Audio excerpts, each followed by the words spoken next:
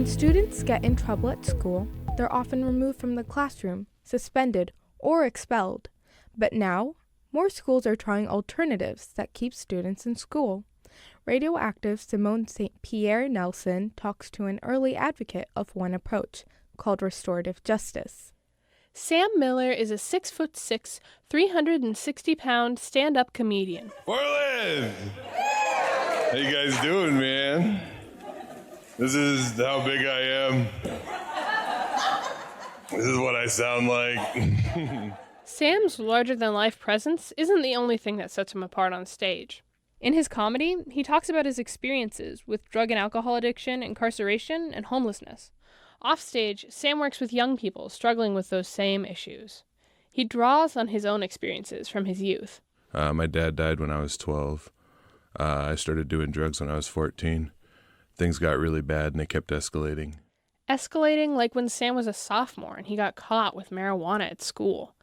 Sam remembers the moment he was arrested and handcuffed in front of his entire class. They took me to the office, and in the office there's a cop and a vice principal, and I kept doing the tough guy thing. Sam sat on one side of the office desk. The officer and vice principal sat on the other side. Sam tried to keep a brave face, but then his mom came and she joined them on their side. But then I just fell apart. He was alone. Yeah, it was like, okay, here we go. Like, it's war. And then that kicked off, another 9 years of constant substance use and incarceration. Sam doesn't want that for other young people. So now, 11 years sober, he works at a mental health care organization and facilitates support groups for teenagers in recovery. The best I can do is to build community up amongst young people. That's like the best I can do. His work is informed by restorative justice, a set of practices that involve the whole community in managing conflict. The idea is that when students feel connected to their school, they want to be there, and the number of suspensions goes down. According to the ACLU, students who are suspended are 3 times more likely to drop out or come in contact with the juvenile justice system within the next year. And I was a Skippy McGee back in the day. That's Casey Giverson, a student in one of Sam's support groups at Henderson Bay High School. Henderson Bay is an alternative school in Gig Harbor that's beginning to implement some restorative justice practices.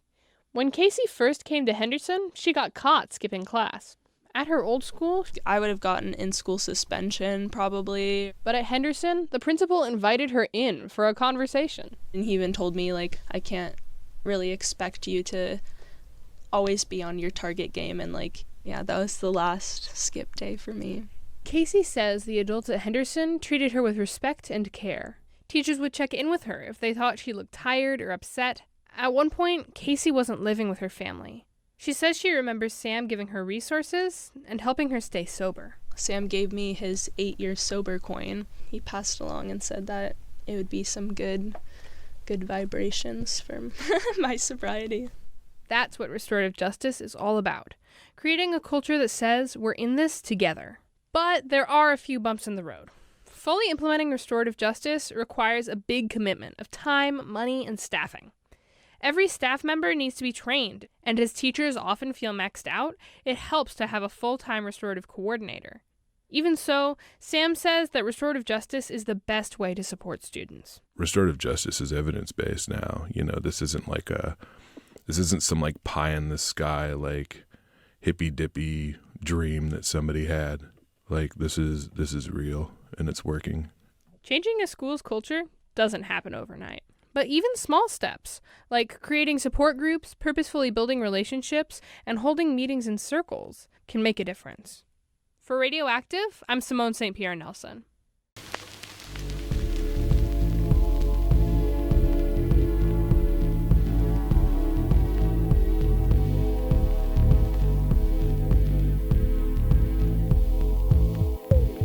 RadioActive Charlotte Engrove inherited her love of Filipino cooking from her grandmother.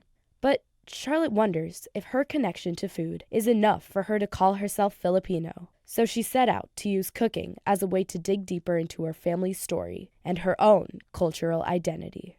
We don't go to church for Mass in my family. We go to my grandma's kitchen. Cooking is really a must for me. Food is my tie to my Filipino culture. The only words I know in Tagalog are busog, which means full, and masarap, which loosely translates to more delicious. But outside of food, I don't know much about my family's roots. For a while, I couldn't even locate the Philippines on a map. I wanted to learn more about my Filipino heritage. So I asked my mom and my lola, my grandma, to join me in the kitchen to pass down 3 of my favorite Filipino dishes, along with their stories. This is Erlinda Conde, That's my lola. and my dish is sinigang. It's a sour broth, and we put some onion and... My lola grew up in a poor family in the Philippines. She got a college scholarship, studied chemistry, and went to work for the NBI. That's the FBI of the Philippines. When she learned about jobs in Chicago, she decided to immigrate. She brought 1 suitcase and $240, and it wasn't easy. Probably a good portion of my first year here. I'm always crying. She immigrated to Chicago in 1969. By 1980, the Filipino population in Chicago had quadrupled, and that diversity came with a price. One time, on a bus, 2 boys came up to her and stretched out their eyes. Then they were saying, chinky, chinky. They do that to me. Like sinigang, being in the United States was a sour experience at first for my lola, but she has no regrets. Because it is here that we could have a good family. She found purpose in her work and with her husband and 3 daughters.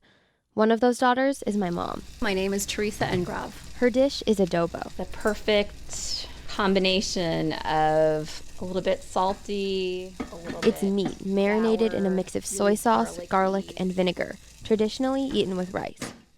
My mom grew up in a Filipino household in a vibrant Filipino community in Chicago. But outside her house and neighborhood, It was all about assimilating and making sure we didn't have an accent. Lola didn't teach my mom Tagalog. And when she tried to learn it from her cousins, she struggled. You know, I'd speak and I'd have a terrible accent and they would tease me and the response would be, don't even bother. Even so, my mom still identifies as Filipino. She says there are certain things that only Filipinos know about, like gestures and shorthand, which make her feel like part of the community. Like pointing with their lips or, you know, a little bit of Tagalog mixed with English, mixed with Tagalog. Like many children of immigrants, my mom finds a way to preserve her heritage, but with a twist. Her favorite way to eat adobo is in a sandwich. You know, there's like a Filipino flavor in there. She's tried to raise me with that flavor in mind. So now it's my turn. My favorite dish is Sinangag. sinangag, Yeah. garlic fried rice.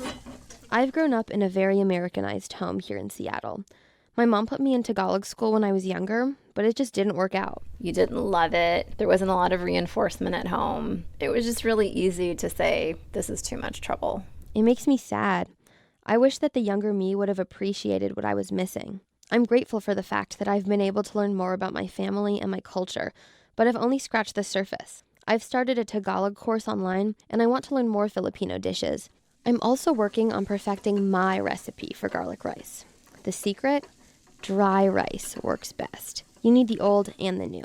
So I combine old rice, like my family's history and my Filipino roots, with new, fresh garlic, like my Seattle upbringing. I have a lot more to explore to find my identity, but I think I'll be okay.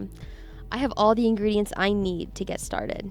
For RadioActive, this has been Charlotte Eng.